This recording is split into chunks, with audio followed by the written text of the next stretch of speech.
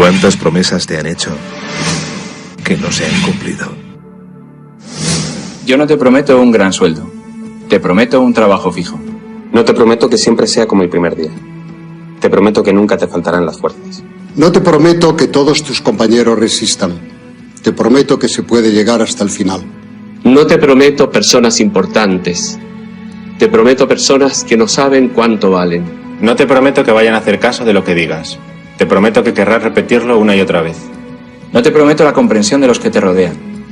Te prometo que sabrás que has hecho lo correcto. No te prometo que te vayan a pedir ayuda. Te prometo que te necesitarán. No te prometo una decisión fácil. Te prometo que nunca te arrepentirás. No te prometo un trabajo perfecto. Te prometo formar parte de un proyecto inolvidable. No te prometo que siempre vayas a obtener resultados. Te prometo que tu trabajo dará mucho fruto. No te prometo que vayas a tener grandes lujos. Te prometo que tu riqueza será eterna. No te prometo que siempre vayas a poder ser valiente. Te prometo que tu amor será más fuerte que el mío. No te prometo que puedas acabar con el dolor, el sufrimiento y la injusticia.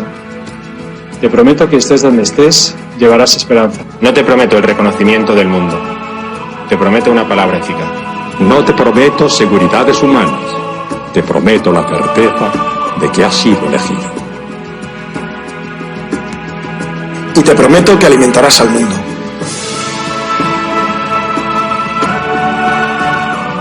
Unirás corazones.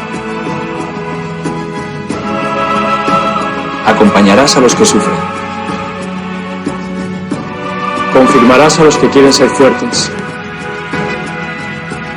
Experimentarás con ellos la verdadera alegría. Sumergirás a los hombres en la verdad.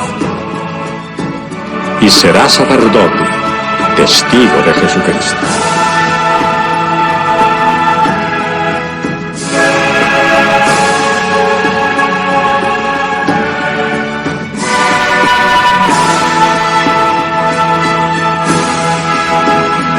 No te prometo una vida de aventuras. Te prometo una vida apasionante.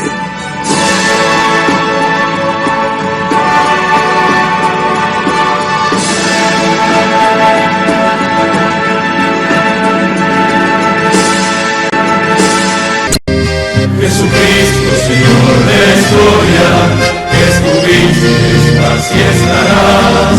Sos presencia, esperanza y memoria. Sos el Dios de la vida hecho paz.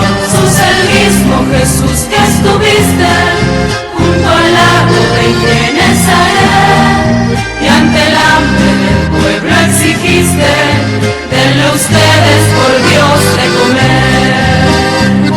Quédate con nosotros, Jesús, que da miedo tanta oscuridad. No es posible morirse de hambre en la patria bendita del pan. Quédate con nosotros, Señor, que hace falta un nuevo Emaús. La propuesta será compartir como vos y en tu nombre, Jesús. Primitivo ritual de pastores, que fue luego banquete pascual, homenaje de nuestros mayores al Dios vivo de su libertad. Cena santa, signo y profecía, memorial de Jesús servidor, nueva alianza de la Eucaristía, que es misterio de fe y comunión. Quédate con nosotros, Jesús, que da miedo tanta oscuridad. No es posible morirse de hambre en la patria bendita del pan. Quédate con nosotros, Señor, que hace falta un nuevo Emaús. La propuesta será compartir como vos y en tu nombre, Jesús, Jesús.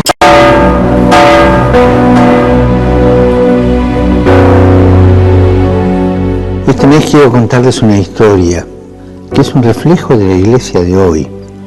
Es la historia de un testimonio de fe poco conocido.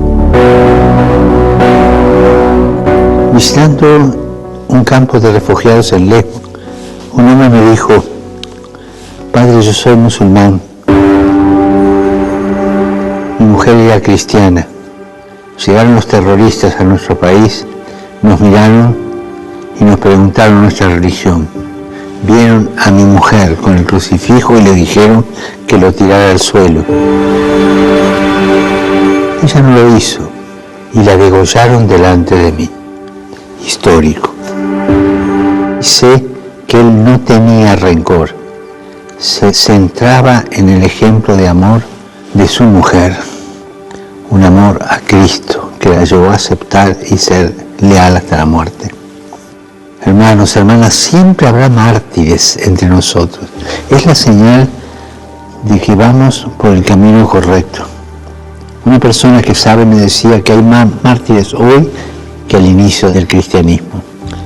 El coraje de los mártires, el testimonio de los mártires es una bendición para todos. Oremos para que quienes en diversas partes del mundo arriesgan su vida por el Evangelio contagien a la Iglesia su valentía, su impulso misionero.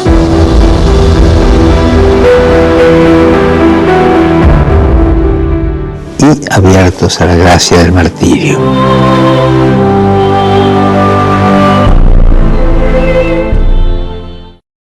He sabido algo que me preocupa profundamente. Comprendo que lo guía una buena intención, pero me veo en la necesidad de llamarle la atención. Don Silvestre me mandó llamar para darme una queja. Se trata de que en las primeras lecciones del catecismo les ha metido usted en la cabeza a los niños ciertas ideas que considero altamente perjudiciales. ¿Cómo cuáles, padre? Pues les ha dicho a los chicos que hagan ver a sus padres que el esfuerzo de su trabajo debe estar en proporción al salario. Ah, eso sí. Que si cobran más que trabajan, que cobren menos. Pero que si trabajan más que cobran, pues que cobren más. Y usted sabe que esas teorías ya han empezado a armar líos y que varios obreros se han presentado a don Silvestre pidiéndole aumento en el salario. Ah, pues qué bueno. Bueno, ¿por qué? Pero recuerde usted que se ha de procurar que las riquezas no se acumulen en manos de los ricos y que se repartan entre los trabajadores. Pero eso es comunismo. No, doña Sara. Esa es la encíclica de su santidad Pío XI. Y su santidad Juan XXIII, en su encíclica, dice que los trabajadores deben ganar lo suficiente para tener un nivel de vida verdaderamente humano que les permita sacar adelante a su familia. Pero la forma en que usted lo enfoca puede traer problemas. Pues no lo creo, porque su santidad León XIII, allá por el año de 1891, ya lo decía en su encíclica, que el Estado debe ayudar a la clase proletaria, porque del trabajo y el esfuerzo del obrero salen las riquezas de los estados. Eso lo dijo hace un titipuchal de tiempo y no ha pasado nada. No, si es un error querer acabar con los ricos, hay que acabar primero con los pobres, padre. Eso no lo dice la encíclica. No, eso lo digo yo, porque acabando con la pobreza, pues habrá más equidad en el mundo.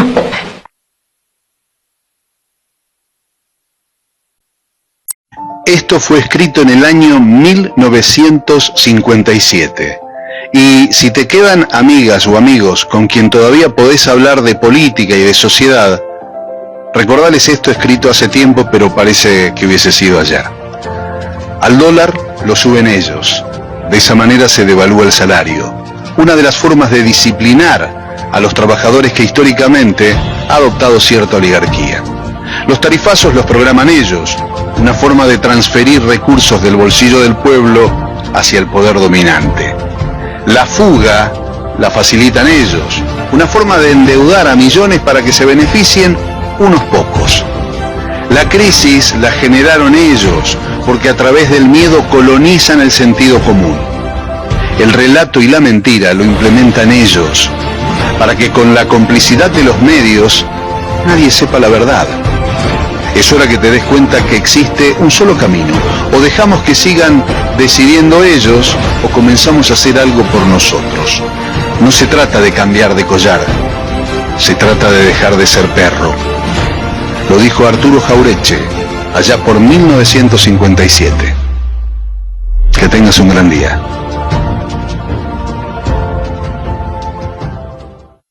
El peor analfabeto es el analfabeto político. No oye, no habla, no participa de los acontecimientos políticos. No sabe que el costo de la vida, el precio del poroto, del pan, de la harina, del vestido, del zapato y de los remedios dependen de decisiones políticas. enorgullece y ensancha el pecho diciendo que odia la política. No sabe que de su ignorancia política nace la prostituta, el menor abandonado y el peor de todos los bandidos, que es el político corrupto, mequetrefe y lacayo de las empresas nacionales y multinacionales. Para los griegos, que fueron los grandes maestros de la filosofía y del pensamiento, la moral estuvo siempre vinculada a la religión. Era una cuestión absolutamente de fe el desarrollo de la ética y de la moral. Con el transcurrir de los tiempos, las religiones, las diversas religiones, establecieron su propio código de ética y moral. Ahora, la moral de una sociedad pertenece al conjunto de la misma y a las conformaciones de la etnia donde se ubica ese desarrollo. Nosotros podríamos decir que tenemos una ascendencia judeo-cristiana en la formación. Podemos decir también que nuestra ascendencia religiosa la trajeron los conquistadores, y podemos establecer una serie de pautas que son del punto de vista histórico reales, pero que del punto de vista del ejercicio de la prédica de aquello está distante, a pesar de que se siga llamando ética o moral a cosas que ya no pertenecen a la misma escala de valores. La religiosidad que los griegos le daban a la ética y a la moral era justamente eso. Se encerraba en un pensamiento y un desarrollo de que tenía que ser una cuestión para una sociedad que debatía, como la griega, constante y permanentemente. La construcción de una sociedad tiene normas que la fija la propia sociedad. Y nosotros hemos sido educados con distintas normas éticas y morales que se fueron derrumbando, que se fueron corriendo, que se fueron gastando, que se fueron achicando, que se fueron cambiando, que fueron mutando. Y entonces hoy parecería ser que la inmoralidad de lo que un tiempo atrás era moral se transformó en la moneda corriente. Es decir, que aquello que en un pasado inmediato se condenaba, hoy, en este presente y en una proyección del futuro, parece ser lo normal. Los lugares donde se pierde constantemente la regla moral y ética es cuando los hombres siguen la proyección de la política por otros medios que es la guerra, y a partir de allí esas reglas dejan de tener vigencia. Nuestra Argentina ha tenido enfrentamientos históricos entre federales y unitarios, hemos pasado por liberales y conservadores, por nacionales y antinacionales, hasta llegar al presente. Ahora, cuando estábamos en la mitad del siglo XX, se rompieron todas las reglas de la moralidad que se conocían cuando una ciudad abierta fue bombardeada no por un enemigo, sino por la propia fuerza aérea que correspondía al país. La masacre de este crimen de lesa humanidad producido por pilotos asesinos del proyecto Gorila, que en el 55 ametralló y bombardeó Buenos Aires, no tiene parangón. En la historia universal no lo tiene. Entonces, cuando uno ve esto, cuando uno debe detenerse para pensar en qué parte del mundo ocurrió, dice, bueno, en Guernica. Sí, pero en Guernica los que bombardeaban eran los nazis y era otra situación. Es decir, era hacia un proyecto político diferente de un país extranjero. Aquí no. Aquí se levantaron para asesinar al pueblo argentino los propios aviadores preparados, educados y llevados a tripular las naves que descargaron no contra un enemigo externo, sino contra lo que ellos creían que era su enemigo interno, haciendo un verdadero desastre aquel 16 de junio de 1955. Y lo peor, el 16 de septiembre, unos meses después, fueron reivindicados como héroes, criminales asesinos impresentables que descargaron bombas sobre civiles y que hicieron un verdadero desastre en la Casa de Gobierno de la Plaza de Mayo y en los lugares donde bombardearon. Esa tremenda hijaputés, nunca terminada de juzgar en la Argentina, nunca condenada con la fuerza necesaria, donde se llegó a decir que ya habían sido condenados por el régimen de Perón, que era volteado 3 meses después, en septiembre, y entonces todo quedó diluido, todo quedó allí.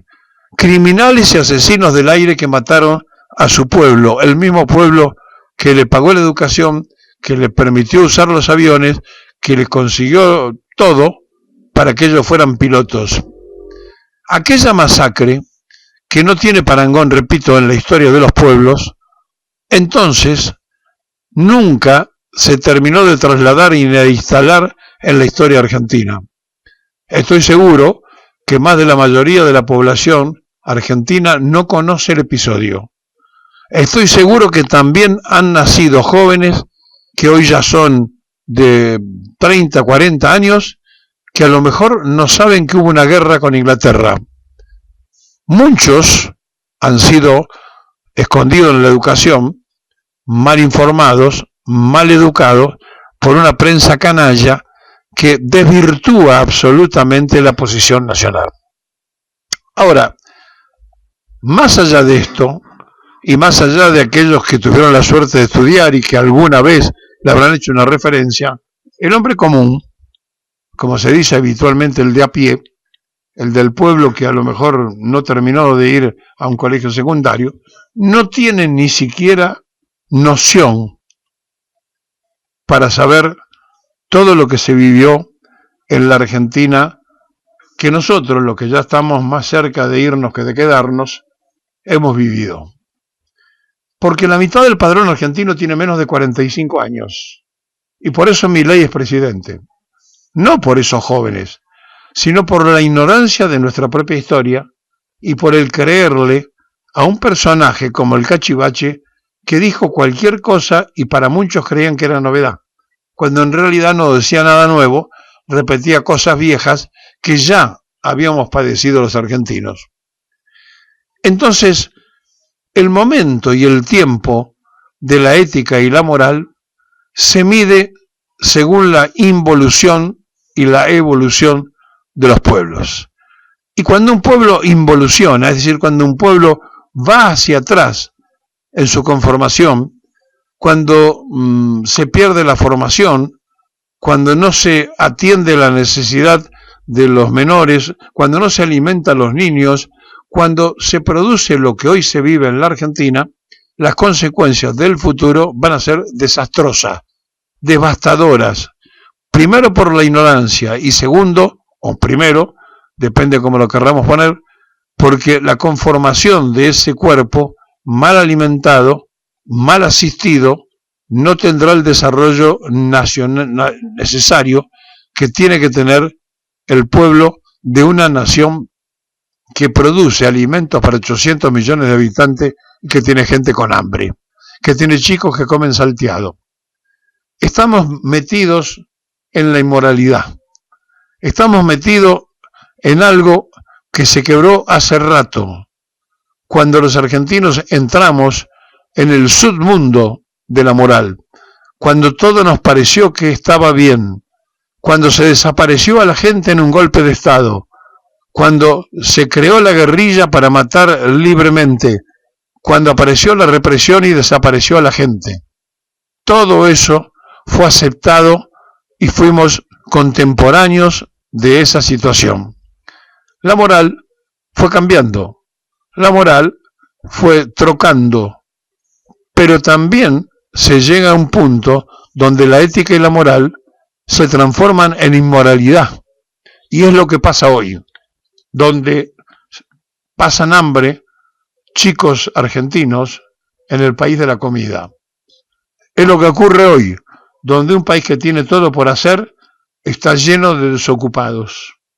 Es lo que pasa hoy, cuando las reservas del oro se mandan al exterior, se endeuda a la República y se tiene con salarios que van debajo de los tarifazos y de los impuestos que el mismo gobierno pone.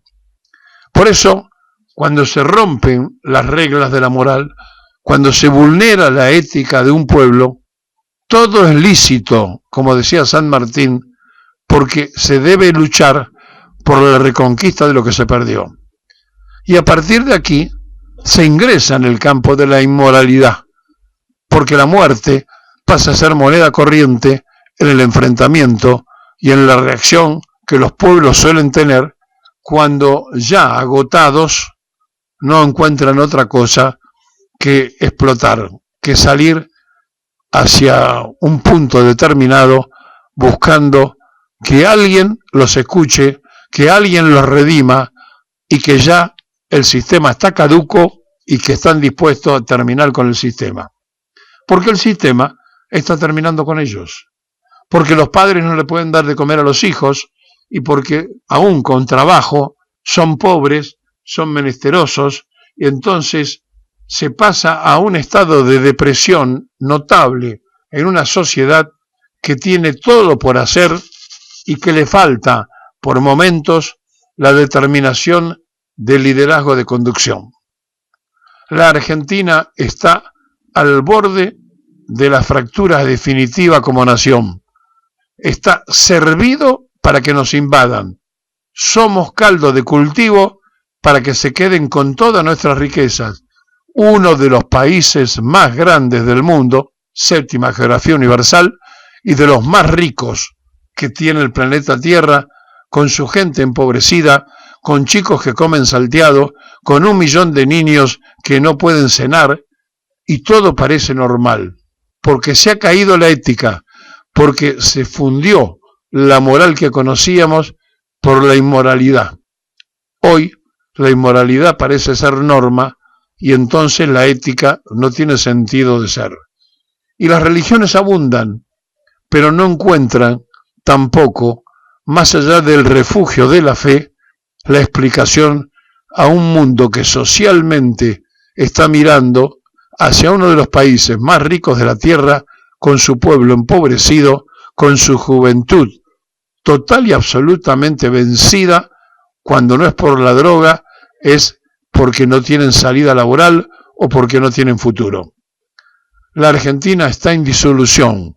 Las potencias se fregan las manos para quedarse con parte del botín. Nosotros, los contemporáneos, los que venimos de otro tiempo y ya nos estamos yendo de este mundo del planeta Tierra, lo menos que tenemos que hacer es alertar a los más jóvenes, prepararlos para que entiendan lo que está pasando y lo que alguna vez fuimos. La normalidad no es lo que pasa hoy en la Argentina. Hay que explicarle que es anormal. Hay que explicarle que no nacimos para tener gobiernos deshumanizadores, que nacimos para ser solidarios, que nacimos para ser hermanos, para ser compañeros, para ayudarnos entre nosotros en una comunidad organizada. Y si esto no pasa, y si alguien cree que el sálvese quien puede, los puede ayudar a vivir mejor, están absolutamente equivocados, porque en una sociedad que no se realiza, a nadie le puede ir bien. Cuando pasa el tiempo, cuando todo queda allí, colgado en un clavo, como si estuviera esperando que alguien lo descuelgue para decir, ¿y cuándo volvemos a usar la ética y la moral? Bueno, algún otro puede decir en su intento progresista, la moral va cambiando en los pueblos. Sí, es cierto, la moral va cambiando en los pueblos, pero la inmoralidad de no respetar al prójimo, la inmoralidad de no respetar los derechos de los demás, la inmoralidad de robar lo que no le pertenece, es eterna y es condenada desde los griegos hasta el futuro.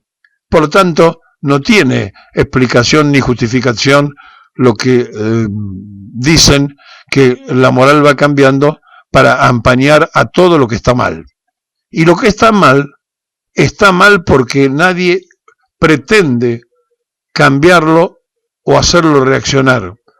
Parecería ser que está bien que las cosas se hagan mal, y las cosas que están mal no está bien, está mal, y por lo tanto hay que cambiarlas. Y las cosas cuando no funcionan y no sirven, se transforman en un cachivache. Y a los cachivaches se los arrumbra, se los tira a un costado y se sigue adelante. La Argentina tiene la opción de suicidarse en masa colectivamente en la inmoralidad o regresar a las normas mínimas éticas de la moral, donde los niños eran privilegiados, los ancianos protegidos por sus derechos. Aquella Argentina que Perón y Evita hicieron realidad fue borrada, y hoy aquellos que no supieron luchar para mantenerlo, que no les importó porque total era una cosa de los viejos de aquel tiempo y que eran niños y que estaban llenos de derechos y de protección, se fueron desarrollando en un tiempo y en un momento donde cuando le toca ser ancianos a ellos, ahora ya no existe ni la hada protectora ni el presidente social. Y entonces es cuando cada uno ingresa en una tremenda preocupación individual. Y el individualismo nunca resuelve las cosas. La sociedad sale colectivamente, la sociedad sale en conjunto, la sociedad sale con una comunidad organizada. Por lo tanto, aquellos que pretenden ser dirigentes y conductores políticos, en lugar de pensar en ser diputados, concejales, senadores o lo que fuere, ¿por qué no se tratan de preocupar por conducir a la sociedad por el camino de la ética, por el camino de la moral, por el camino del ser humano, que es un hermano uno de otro y que no puede haber ningún ser sufriente al lado de aquel que pregona o cree en la justicia social? Estamos mal, pero no hacemos el esfuerzo para mejorar, no porque no sepamos, sino porque hemos negociado nuestras normas y nuestras reglas morales.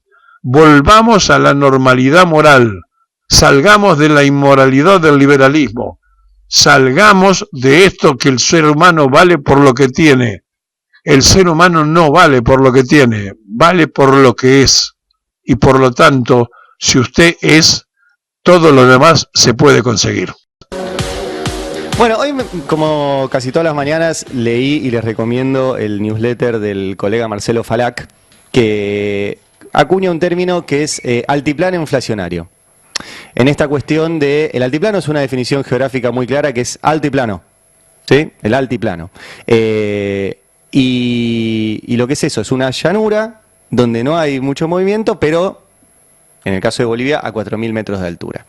Y aplicado a la cuestión inflacionaria es que el gobierno está celebrando una inflación del 4%, que es la más baja que ha tenido la gestión Milei, como si fuera algo para festejar. Bueno, es una inflación altísima y a un costo más alto todavía que ahora les voy a mostrar. Primero, un poquito de historia. Ayer acá el colega Fernando Alonso, que está trabajando a la tarde con Mariano Martín, lo ven en los pases, escriben en el Destape, nos compartió un gráfico que les quiero mostrar, que es cómo le fue a los 8 meses de gestión de cada uno de los gobiernos democráticos, a los primeros 8 meses.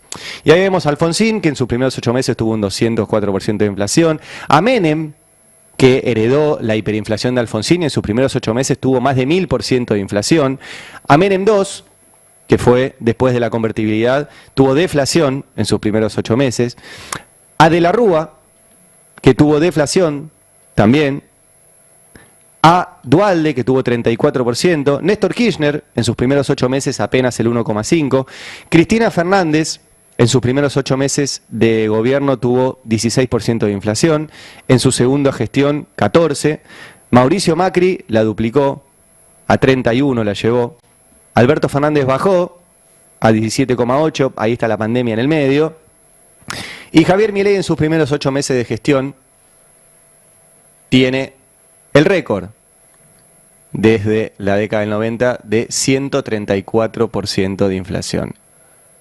Los mileístas te van a decir, me estás contando diciembre que no es mío. Bueno, el número de diciembre se explica, entre otras cosas, por la mega devaluación que decidió el gobierno de Milei. Por ende, es achacable. Si no lo quieren contar, está cerca del 90% de enero hasta hoy. Pero este gráfico es interesante porque si ustedes miran, en los únicos dos momentos donde no solo no hubo inflación, sino que hubo deflación, es el segundo gobierno de Menem junto con el gobierno de la Rúa. ¿Qué pasó durante ese tiempo? ¿A qué costo esa deflación? Destrozaron la industria, aumentó el desempleo, aumentó la pobreza, aumentó la indigencia, aumentó la deuda externa y finalmente explotó. Ese fue el costo de la inflación cero del segundo gobierno de Menem y de la Rúa. Reventó. Reventó. Y si lo traemos a hoy, recién Candevoto decía, estos números que el gobierno festeja, ¿a qué costo? ¿A qué costo se está atando a su modelo de mantener un dólar barato para los amigos banqueros de Luis Caputo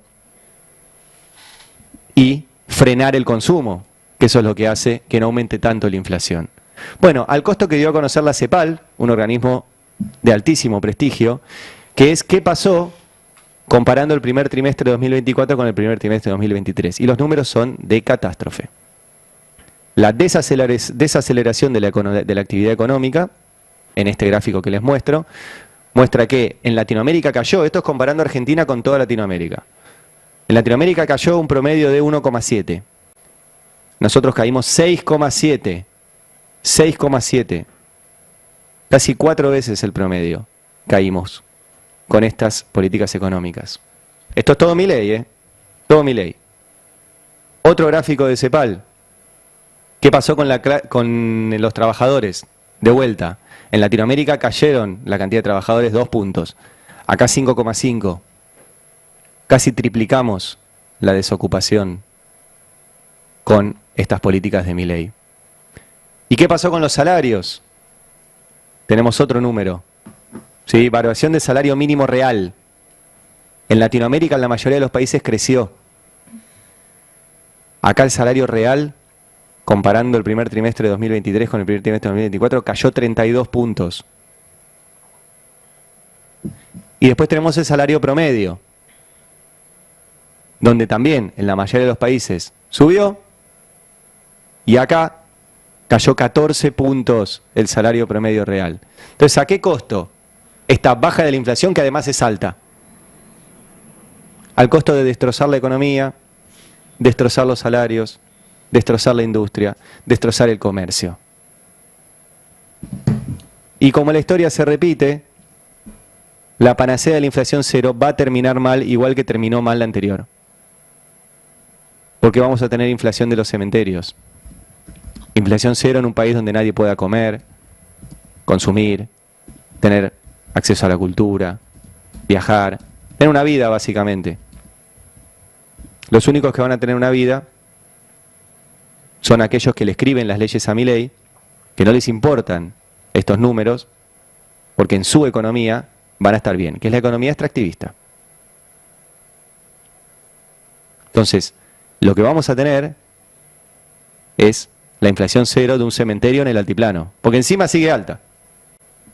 Encima sigue alta. Y en el medio de todo esto, el gobierno inyectó 100 millones de dólares de fondos reservados en la CIDE. ¿Para qué? La CIDE no tiene ninguna razón de tener todo su presupuesto en fondos reservados. Tiene que tener una pequeña parte de fondos reservados para actividades propias de inteligencia nacional, eso sí. Sí. Todo su presupuesto reservado, no. Y se ha utilizado durante toda su historia los fondos reservados para operaciones de prensa, para operaciones judiciales, para pagar testigos falsos, para aprietes, para todo eso. Y lo que hizo el gobierno con esto es no solo inflar el presupuesto de la CIDE cuando dice que no tiene plata para los maestros, cuando dice que no tiene plata para las universidades, cuando no reparte medicamentos, cuando no reparte comida, tampoco compra comida, sino que mientras el Congreso está bloqueada la discusión sobre esos fondos, ya se la gastaron casi toda. Los gastos reservados que están ahí, que tenían un presupuesto inicial de 794 millones de pesos, pasaron a 100.000 millones de pesos, ahí sí en los 100 millones de dólares, y ya se ejecutaron el 78%, el 80%. O sea que se la gastaron toda y rápido. ¿En qué? ¿En qué se están gastando 80 millones de dólares? 3 millones de dólares por día en fondos reservados de la CIDE. En el medio, inflación en el altiplano, 1 millón de niños, según UNICEF, que se van a dormir sin cenar, paro universitario, causas judiciales, persecución a periodistas. ¿En qué se están gastando esos 80 millones de dólares que ya se gastaron y les quedan 20 todavía? Entonces ahí están los espías en el altiplano, operando para que no estemos hablando de lo realmente importante, y es que no se llega a fin de mes, de que el salario no alcanza, y de que el costo de esto que festejan, que es una baja de una inflación alta, es salarios por debajo del promedio de Latinoamérica, jubilaciones por debajo del promedio de Latinoamérica, industria que se está destruyendo, comercio que se está destruyendo, y un país solo apuntado al extractivismo. Espías en el altiplano. Espías. Ayer se conoció la inflación del mes pasado y fue del 4%. Menos que el 5,1% que dio Cava. No sé, siempre le da menos a Milei que a Cava, pero ponele que sea del 4%. Ese 4% es el mismo 4% que transitó durante su gestión Martín Guzmán, y el mismo 4% que tuvo Massa hasta que la sequía más grande de la historia argentina lo dejó sin dólares. Ahora, para llegar ahí, Milei gastó más de 12.000 millones de dólares, lo rifó, para operar en el mercado financiero. Generó la pérdida de más de 200.000 puestos de trabajo registrados. Se perdieron miles de empresas que quebraron, frenó la obra pública, llevó la pobreza al 55%, llevó la indigencia al 20%. Estamos ante el año de menor consumo de lácteos de la historia. 1 millón de pibes se van a dormir sin comer. Y todo para una inflación del 4%. No entiendo cuál es la eficiencia de esto. Si el costo para lograr lo mismo que lograban los otros es tremendamente caro. Cuando él dice, bueno, este fue el ajuste más grande de la historia de la humanidad. Claro, es que no hubo otro tipo que se le ocurriera hacer semejante aberración. A él solo se le ocurrió. Ahora, el problema es que el resultado final no es mejor que el de los otros. Parece más, me dicen mucho. Vieron que ayer en redes decía, che, a mí me parece que es más la inflación. Es más, no porque hagan trampa, sino por el cambio de precios relativos. Es decir, si hasta el año pasado, para vos, la suma del gasto en servicios, agua, electricidad, gas, era el 5% de tus ingresos, y subían un 100%, a vos te estaban subiendo medio punto de inflación con esa suba. Si hoy es del 20 o 25% de tus ingresos gastás para esos servicios y te lo suben el 100, el impacto es del 2,5. Entonces después eso se suma al resto de las subas y quizá la inflación sea más alta, quizás sea 5, 5,5. Y no sale porque no se cambió la canasta con la que se mide. Entonces, ¿la inflación es más? Sí, es más. La inflación es más. Ahora, Milei afirmó siempre que la inflación es, en todo momento y lugar, un fenómeno monetario, así que tiene que ver con la emisión de dinero. Y es raro, porque ayer dijo ante empresarios que no va a devaluar para no arruinarle la vida a la gente, es decir, no va a devaluar para que no se vaya a inflación. Es decir, él no cree eso que dijo. Él sabe que en Argentina los precios suben cuando sube el dólar, porque es uno de los costos y es un costo muy importante. Por eso no devalúa. Por eso no devalúa y se desangra para mantener esta mediocre inflación. Uno piensa que ahora que se dio cuenta que la suba del dólar genera inflación, la pucha, ¿no? Si lo hubiera pensado antes de subir el dólar un 120%, cuando asumió nos hubiéramos ahorrado los chicos que no se van a dormir sin comer, el menor consumo de leche de la historia y tanto sufrimiento. El tema es que no queda acá porque él tiene dos anclas en este momento, que son el dólar, justamente, que sube un 2%, nada más, y la miseria, la recesión. Las dos cosas son insostenibles. Vos no podés hacer vivir a una ciudadanía en recesión, la miseria, por mucho tiempo, ni podés mantener el dólar en ese precio porque no tenés dólar. Es decir, y concluyendo, este resultado mediocre, con semejante sacrificio, encima, no es sustentable. No. Porque estoy yo, está el país. Vos fíjate, estoy leyendo un informe que hace Ecogo. Ecogo es una consultora que ahora dirige Mariana del Poyeto, pero que en su momento lo dirigía Miguel Bain.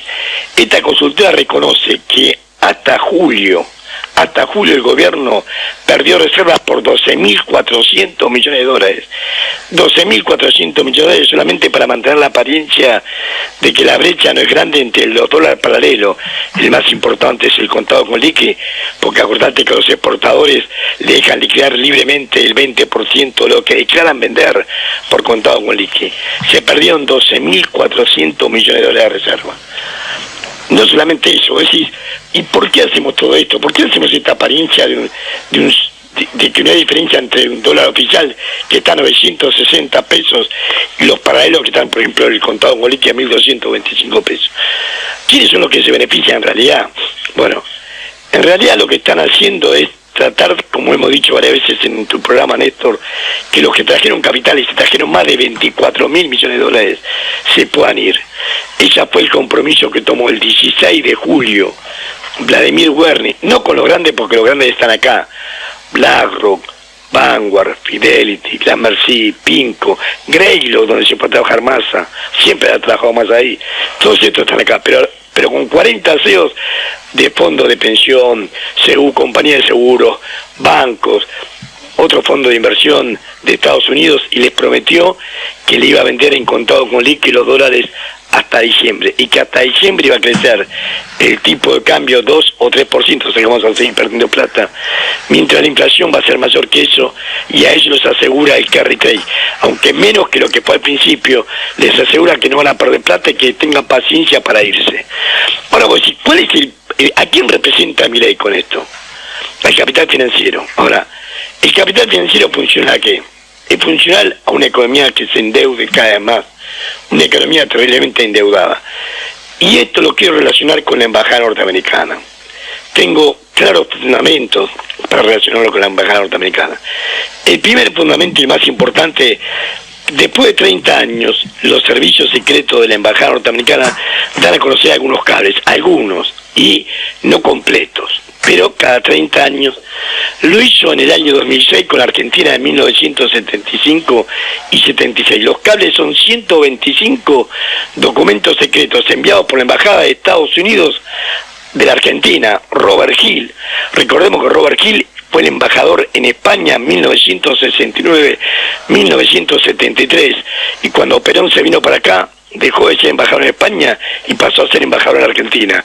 Esto es como que yo vivo en Salta, me voy a trabajar a Tierra de Fuego y sigo teniendo el mismo sodero. Bueno, los 125 documentos secretos enviados por la embajada de Estados Unidos con la firma de Robert Hill a Henry Kissinger, que era el canciller y que fue el verdadero ideólogo de este plan de masacre. Recordemos que le dijo al que era el almirante Guzzetti, que era a su vez el canciller en la Argentina, le dijo: lo que tenga que hacer, hágalo ya, como diciendo violentamente.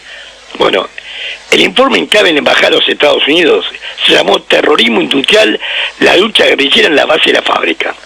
Robert Hill le dice a Henry Kissinger, por ejemplo, estaba como ministro de Economía Antonio Cafiero, y Lorenzo Miguel, después de haberlo echado a López Rega en el Rodrigazo pasó a ser el factotum político, le dice, bueno, la propuesta de Cafiero y Lorenzo Milei fracasó. Por eso el Fondo Monetario Internacional le había dado la plata que ellos le pidieron. La embajada fue informada por Victorio Calabró, que era gobernador de la provincia de Buenos Aires, y Luis Rubeo, que era jefe de la bancada peronista en diputados, que los 3 comandantes militares han decidido exigir la renuncia de la señora de Perón. Y si ella se niega, someterla a arresto domiciliario hasta que se le enjuicie por malversación e inmoralidad en sus funciones.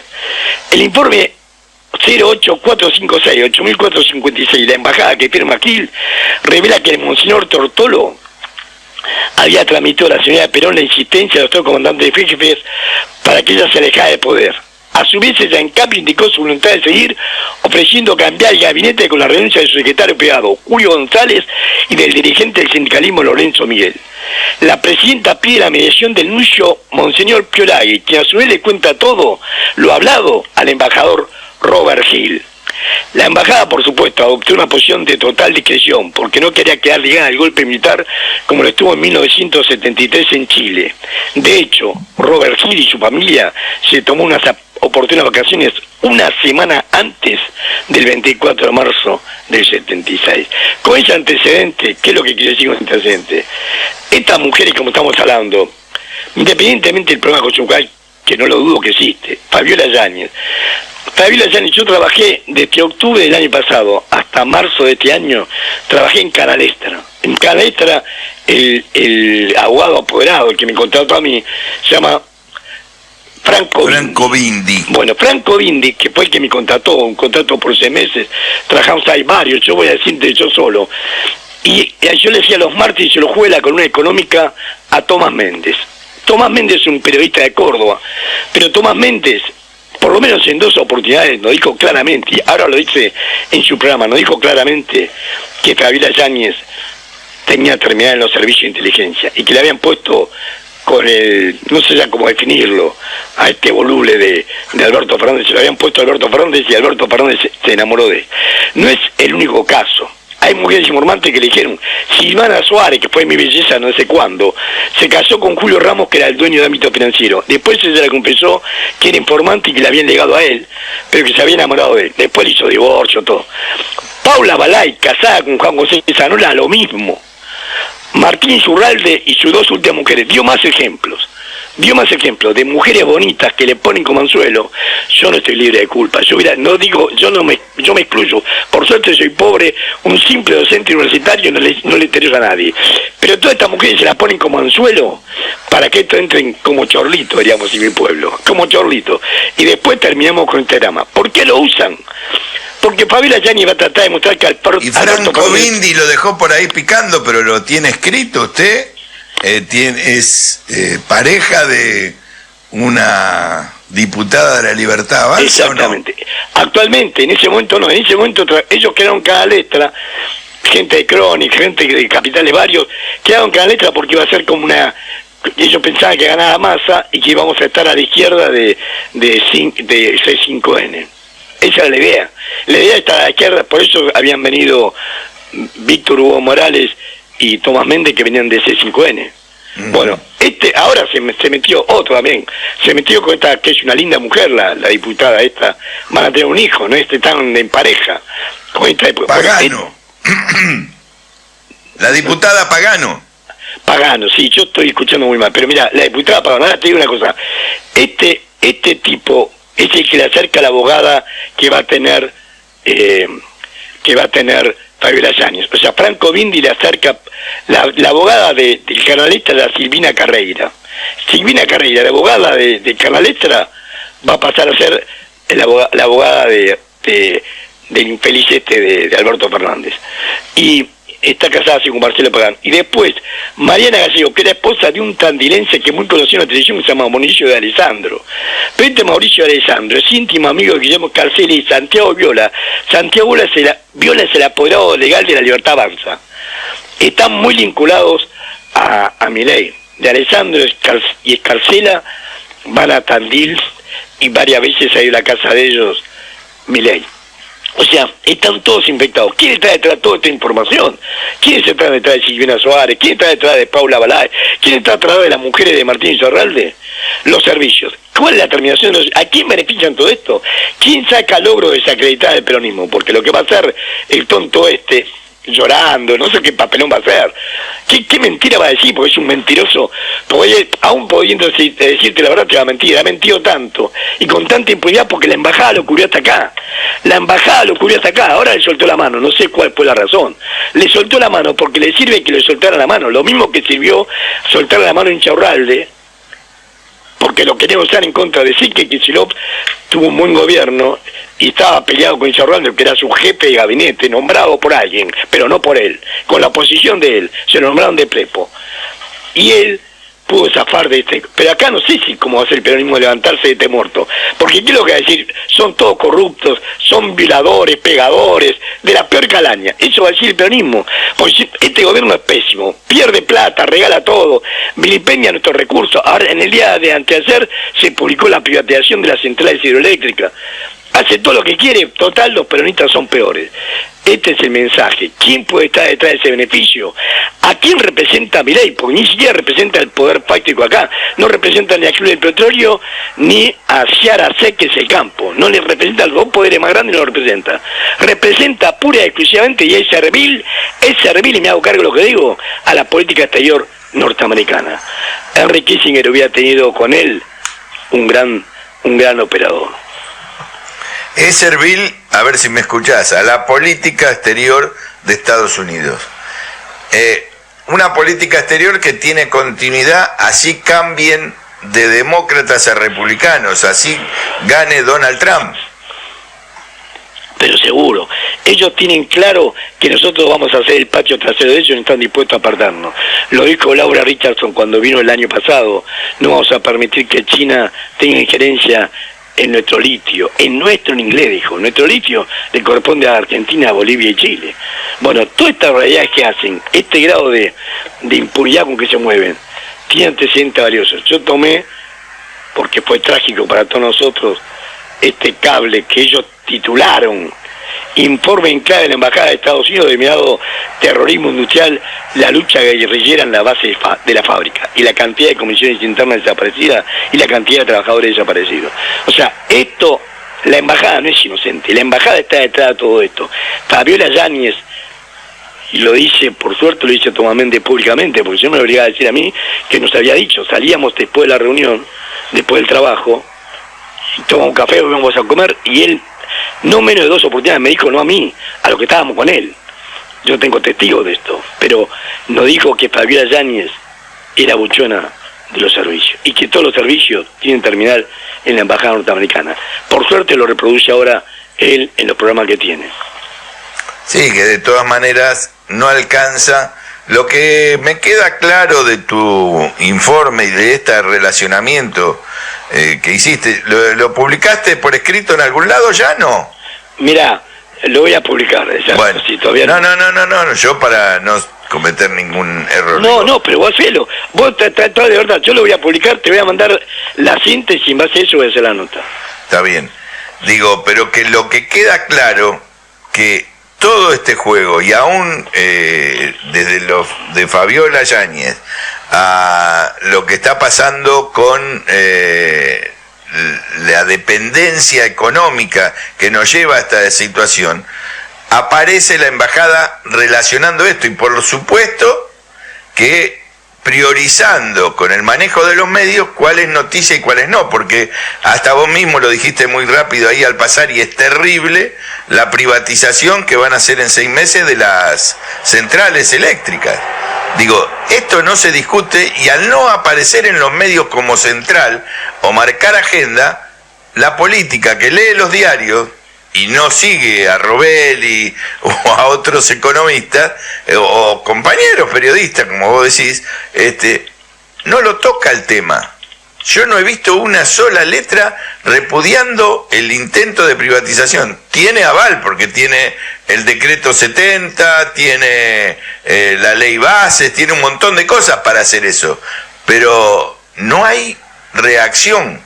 Por eso, seguramente todos los que hablaron de Fabiola Yáñez ellos mismos también saben que está pasando lo de la privatización. Por eso digo, es bien complejo esta situación, hay que desnudarla con las fuerzas que tenemos, que no son muchas, pero para que la gente pueda relacionar, por lo menos los oyentes que nosotros tenemos, y seguir ampliando esta idea, porque si no es un berenjenal, y creo que de todas maneras la gente, el pueblo, no termina entendiendo nada, aún se escuchen todos los canales de televisión y toda la radio y leyendo todos los diarios. Exactamente, eso es lo que hacen, desinformándonos permanentemente. Por eso es importante tu programa, es importante decir la verdad a nuestro pueblo, aunque sea lo último que hagamos, es importante decir la verdad a nuestro pueblo. Ya lo decía Mariano Moreno, que por eso se festeja el Día del Periodista por él. Si los pueblos no se ilustran, si no se vulgarizan sus derechos, si cada hombre no conoce lo que vale, lo que puede y lo que se le debe, nuevas ilusiones sucederán a las antiguas, y después de vacilar algún tiempo entre mil incertidumbres, será tal vez nuestra suerte mudar de tiranos sin destruir la tiranía. Y eso es lo que estamos viviendo. Hemos tenido grandes gobiernos nacionales y populares, Néstor fue uno, pero también hemos tenido cobardía, traición, pusilánimes, serviles en la embajada, gente sin honor. Y lo que van a tratar de mostrar ahora, lo que va a tratar de mostrar Pablo Yáñez es que todo el peronismo es sin honor, y eso es mentira. Yo conozco peronistas honestos, por ejemplo a vos, conozco peronistas honestos, radicales conozco cada vez menos, eso también es cierto. Eso también es cierto. O sea, esta es nuestra triste realidad, esta es nuestra triste. Cuando un adulto que no llega a los 30 años desconoce un hecho histórico, la única respuesta que tiene es: pero eso es viejo, ahora es distinto. La diputada libertaria que conversó con Astiz no sabía que el condenado había asesinado a 2 monjas, y su respuesta fue: pero yo nací en 1993, no lo conocía. Con ese criterio, ninguno de los que participamos en este espacio debíamos saber quién fue Colón, Julio César o Gardel. Esos dirigentes nos representan, brutos de toda brutalidad. Tampoco sabrá que las políticas que aplica su presidente son de otro siglo, y aquellos que pretenden ser oposición toman conceptos del siglo XVIII, época de la Revolución Francesa. Aunque hay otro concepto político que hoy en día no se practica, y este es el nacionalismo. También es antiguo, del siglo XIX, para ser más exactos. Claro que no es ese nacionalismo que el 9 de julio toma chocolate con churros y marcha al obelisco en protesta de gobiernos populares con la bandera argentina. Tampoco es ese que dice defender a la patria y vota liberales. No es ni tampoco el que se siente argentino cuando gana la selección de fútbol. El nacionalismo real, verdadero, es otra cosa. Es ese que se siente de la tierra como propia, el que tiene pertenencia a una ideología que no haya nacido en Europa, o ese que defiende la patria votando en contra de los entreguistas. Puede apreciar el arte extranjero, pero siempre con ojos argentinos. Hoy aquí, el nacionalismo es liberación, es el aire fresco que precisa un territorio habitado por pobres, empobrecidos y sufridos humanos que observan cómo un demente despedaza el futuro. John William Cook dijo alguna vez que el único nacionalismo auténtico es el que busque liberarnos de la servidumbre real. Ese es el nacionalismo de la clase obrera y demás sectores populares. Y por eso, la liberación de la patria y la revolución social son una misma cosa, de la misma manera que semicolonia y oligarquía son también lo mismo. Cook siempre se aferró al nacionalismo y mostraba el camino, pero no fue el único en la historia. Para aquellos que nacieron en 1993, como la diputada libertaria, deben saber que existió San Martín, Manuel Dorrego, Juan Manuel de Rosas, Arturo Jaureche, Raúl Escalabrini Ortiz, Juan José Hernández Arregui y Juan Domingo Perón. Ellos señalaron la ruta que el liberalismo le colocó un peaje. Por eso, para aquellos atrasados de la libertad, ya mencionamos un listado de hombres de bien que trabajaron por la patria. Para los jóvenes que aplauden a una pátrida que levanta la bandera de Israel, admira a Thatcher y entrega el oro a los ingleses, luego de abrazarse con Trump, festejando la independencia de sus amos, sepan que alguna vez hubo un militar que se reunió con un embajador norteamericano, no para festejar, sino para plantarle cara, y le dijo: si yo entregara el país, me dijo cierto señor Braden, en otras palabras muy elegantes, pero que en el fondo decían lo mismo, en una semana sería el hombre más popular de ciertos países extranjeros. Yo le contesté: a ese precio prefiero ser el más oscuro y desconocido de los argentinos, porque no quiero, y disculpe la expresión, llegar a ser popular en ninguna parte por haber sido un hijo de puta en mi país. Mucho honor en ser combatido por esos bandidos y traidores. Este es el camino. Esta es la solución a los problemas argentinos. ¿No le parece? ¿No le parece?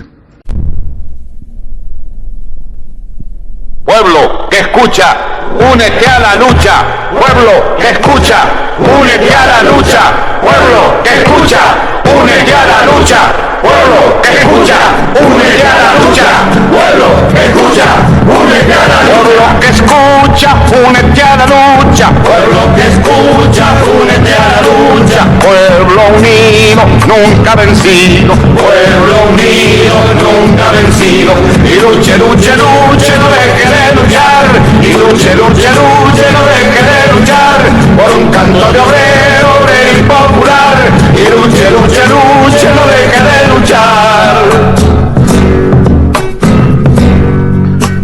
Pobre el pobre que no luche, siempre callado nomás. Le han de robar su guitarra,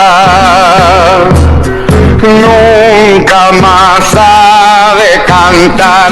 Y luche, luche, luche, no deje de luchar. Y luche, luche, luche, no deje de luchar. Por un canto de obrero, obrero y popular. Y luche, luche, luche, no deje de luchar. Pueblo que escucha, únete. ¿Qué cosas tiene mi pueblo que no las puedo callar? Cualquiera viene y le ofende y él calladito nomás. Pero guarda al que trampea, pero guarda al que le miente, porque mi pueblo no es tonto, porque mi pueblo es valiente, porque mi pueblo algún día cuando la sangre reviente habrá de salir cantando con un fusil en la frente, y entonces no habrá más niños durmiendo bajo los puentes, ni obreros, ni campesinos, siempre apretando los dientes, porque mi pueblo es de machos y nadie me lo desmiente. Y luche, luche, luche, no deje de luchar. Y luche, luche, luche, no deje de luchar. Por un canto de obrero, obrero y popular. Y luche, luche, luche, no deje